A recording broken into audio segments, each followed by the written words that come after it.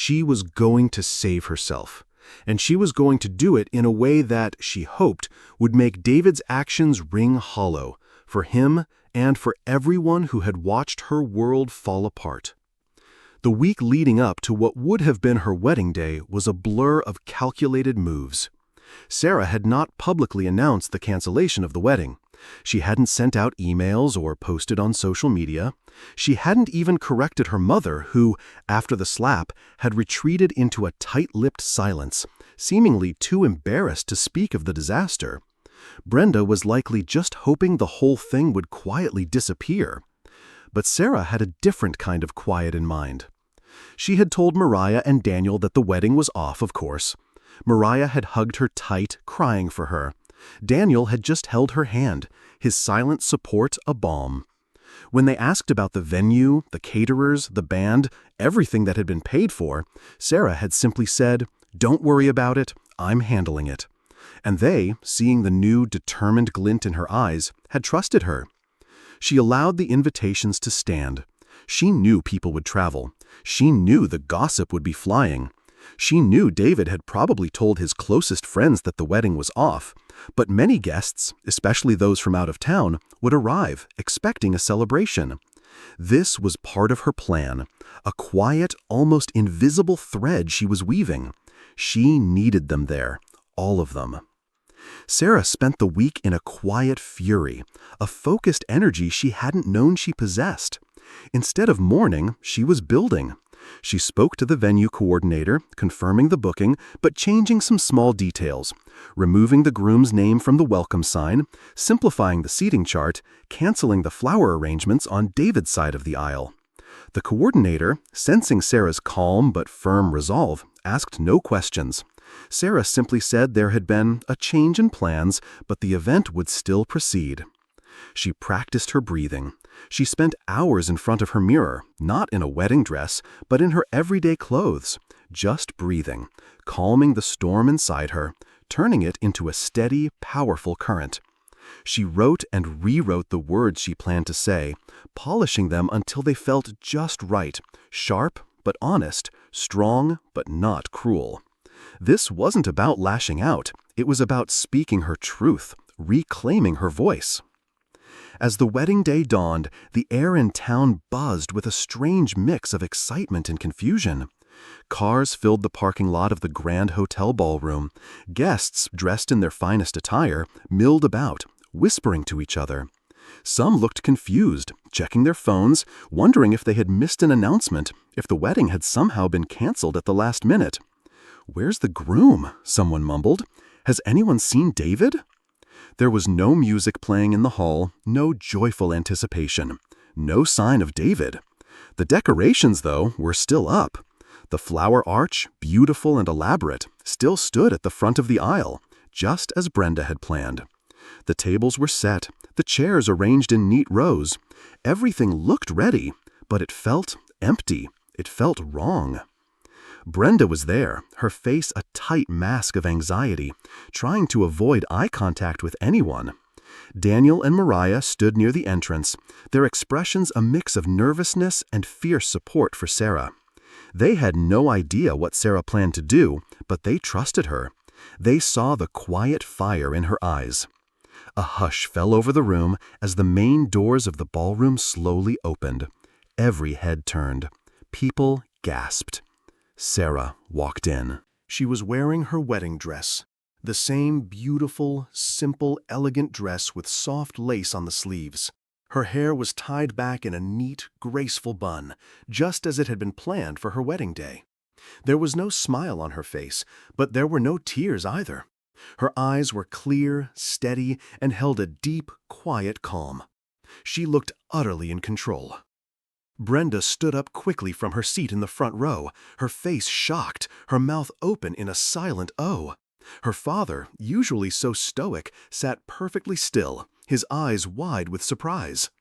Daniel, however, gave a small, almost imperceptible nod of understanding and approval. He knew, somehow, that this was Sarah's way. Sarah began to walk. She moved slowly, deliberately, down the aisle, past rows of confused guests, past the very flower arch that was meant to be her altar. Each step was firm, purposeful. She didn't look right or left. Her gaze was fixed ahead. She reached the front, the place where David was supposed to be standing, waiting for her. She stepped up to the podium, a small, elegant stand placed there for the officiant. She took a deep, steadying breath, then looked out at the crowded room. Her eyes swept over the faces, seeing the confusion, the curiosity, the quiet judgment, and the dawning realization. "Hello," she began, her voice clear and strong, echoing slightly in the quiet hall. "Thank you all for coming." People shifted in their seats. Some looked around, still waiting, still expecting David to appear. The air was thick with unspoken questions. "I know many of you expected a wedding today," she continued, her voice unwavering. "And, to be honest, so did I. I planned for one, I dreamed of one. But, as you can see, things didn't exactly go as planned." She paused, letting her words sink into the silence. The whispers began to rise, louder now, a murmur of curiosity and speculation. "I was left," Sarah said, her voice dropping slightly, but still carrying to every corner of the room. "Exactly 1 week ago. Not with a conversation, not with a tearful goodbye, just a simple text message. No reason, no warning.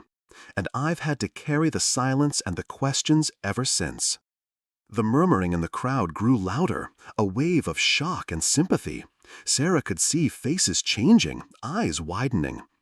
"I thought I had lost everything," she continued, her gaze firm, moving from face to face. "The love I believed in, the future I had planned, the dream I had built." She took another slow, deep breath, filling her lungs, steadying her heart. "But the truth is, I didn't lose the most important thing. Not at all." She reached into the small, hidden pocket of her wedding dress. Slowly, deliberately, she pulled out a small piece of folded paper. It was the same paper she had tucked away in her desk drawer just a few nights before. Her wedding vows.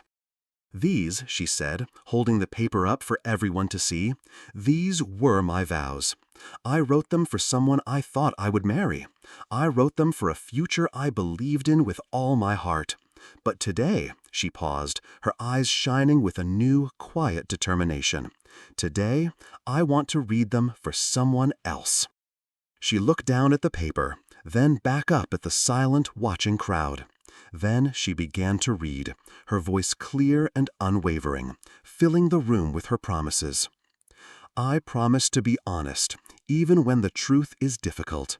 I promise to be kind, especially to myself.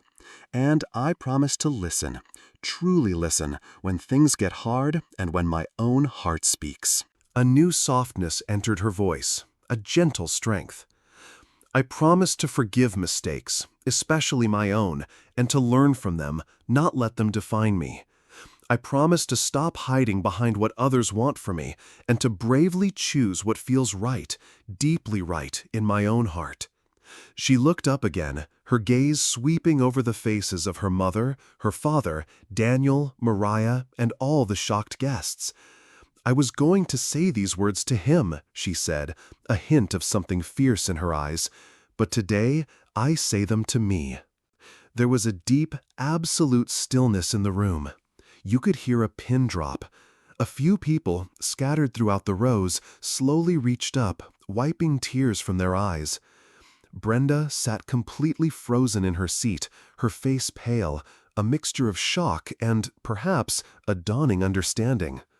Her father, however, looked at Sarah with quiet, profound respect, a look she had never seen before. "I know this is not what you expected today," Sarah said, her voice strong and clear once more. "And I know this is probably not what anyone wanted. But I needed to do this, for myself. I needed to stop chasing approval, to stop pretending I was okay when I wasn't, to stop trying to be perfect for everyone else." She folded the paper slowly, carefully, her promises now tucked safely within its folds. "Today, I was supposed to get married," she concluded, her voice rising slightly, filled with a quiet triumph.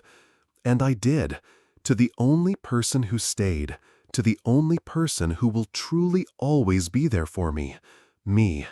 A few seconds of stunned silence passed, stretched thin by the weight of her words. Then a single, tentative clap broke the silence. Then another and another. Soon the entire room erupted. Applause, thunderous and heartfelt, filled the ballroom. Some guests stood, tears streaming down their faces. Some cried openly, moved by her raw honesty and strength. Others just nodded quietly, their eyes filled with a deep, silent admiration. It was a standing ovation for a wedding that never was, for a bride who had chosen herself. Sarah stepped down from the podium. She didn't look back at the empty space where David should have been. She didn't need to. She didn't look for David or Rachel in the crowd. They weren't there, of course. But by that very night, Sarah knew the clips of her wedding day speech would be everywhere online. People would be talking about the bride who married herself. But Sarah wasn't thinking about any of that. She wasn't trying to prove anything anymore. She had said what she needed to say, spoken her truth, and for the first time in a long, long time, she felt utterly, completely free. Sarah's speech, recorded by several guests and shared online, went viral faster than anyone could have imagined. Someone at the almost wedding had posted it with a simple, powerful caption. She didn't marry him, she chose herself. The video spread like wildfire across social media platforms. Strangers from all over the world started sharing it, writing comments about how much Sarah's words meant to them. Some said her bravery gave them the courage to leave toxic relationships. Others said her story helped them finally let go of people who had hurt them deeply. Sarah was surprised to receive messages not just from strangers, but from people she knew. Her old students, now grown, reached out. One wrote, "Miss Sarah, you always taught us to be brave. Today, you really showed us how." Even some of David's ex-girlfriends, women she didn't even know, reached out to her. One message read, "He did the exact same thing to me. Lied, cheated, then just left. But I didn't know how to speak up. Thank you, Sarah. Thank you for showing me what courage looks like." Sarah didn't feel proud or famous. She just felt seen. Truly seen for the first time. For the first time in weeks, her mother, Brenda, came to visit her apartment. Brenda sat at the kitchen table, holding a cup of tea, her gaze fixed on the steam rising from the mug, carefully avoiding Sarah's eyes. "I didn't know how badly I hurt you," Brenda said softly, her voice thin and hesitant. I just wanted things to look perfect, Sarah. I wanted everyone to admire our family. But that wasn't fair to you, not at all." Emily listened, her face calm, unreadable. She didn't rush to forgive her mother. She just nodded slowly. "I'm sorry," Brenda said again, her voice a little stronger. "I really am." It was an awkward moment, a fragile bridge between them. Sarah didn't say, "It's okay," or "I forgive you." She just said, "I know." Things didn't go back to normal between them right away, but the coldness, the icy silence, began to melt. A different kind of warmth, still tentative, began to grow. Daniel, her younger brother, became her strongest support. He was there for everything. He helped her pack boxes when she decided to move out of the apartment she had shared with David. He carried heavy furniture, grunting and laughing, and even helped her paint the walls of her new, smaller place a bright, hopeful shade of blue. They laughed more than they had in years, finding comfort in each other's easy company. He never once said, "I told you so," even though he had every right to. He just stayed, a steady, unwavering presence. Sarah also decided to take a break from teaching. For years, she had given so much of herself to others, to her students, to her family, to David. Now it was time to care for herself, to pour her energy into her own healing. She started therapy, a safe space where she could finally speak about all the things she had kept bottled up inside. The immense pressure to be perfect, the crushing shame of being left, the quiet, persistent fear of not being enough. In her newfound free time, she began writing. Not about David, not about the wedding, but about herself. Her thoughts, her journey of healing, the small victories she found each day, tiny sparks of light in the darkness. One blog post turned into another, then another. People started reading. Then one day, someone reached out and asked if she had ever considered writing a book. Sarah smiled. Maybe, just maybe. Sarah still had hard days, of course. Some nights she would lie awake, staring at the ceiling, thinking about what could have been. A beautiful house, a shared future, a family with David. The dream still shimmered, sometimes, like a ghost in the shadows. But those thoughts didn't crush her anymore. They were just thoughts, passing clouds. She wasn't completely healed, not yet. The wounds were still there, but they were scars now, not open gashes. She wasn't broken anymore. She had started again from the very bottom, and she was building something new, something stronger. And that night, for the first time in a very long while, she fell asleep without crying and woke up without fear, ready to face whatever the new day might bring. The exact ending of her story was still being written, but she was holding the pen. 6 months later, Sarah is walking alone in the park near the very same wedding venue. It's a warm afternoon, the kind that fills you with quiet peace. Birds are singing happy songs, and the sun shines softly through the leaves of the old trees. She stops for a moment, just breathing, looking around. It's the same place where everything changed, where her world had shattered, then slowly, quietly begun to mend. But today, it feels calm. It feels good. Up ahead, she sees a couple taking wedding photos. The bride is laughing, her white dress flowing in the gentle breeze. The groom gently fixes a stray strand of hair from her face. They look so happy, so full of hope. Sarah watches them for a few seconds. She doesn't feel pain, or anger, or sadness. Just a quiet, gentle smile touches her lips. She reaches into her small bag and pulls out a worn, soft notebook. It's a plain notebook, but it's precious to her, carried everywhere. She opens it to the first page. Written in her own clear handwriting are a few words, simple but powerful, a reminder, a promise. To the woman I became, I'm proud of you. Sarah looks at the words for a moment, a deep sense of peace settling over her. Then she gently closes the notebook.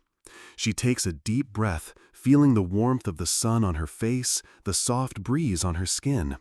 No big moment, no music playing, no grand pronouncements, just peace. She turns and walks away from the park, not because she's running from anything, but because she's ready. Ready for whatever comes next, for the unwritten chapters of her own truly extraordinary story.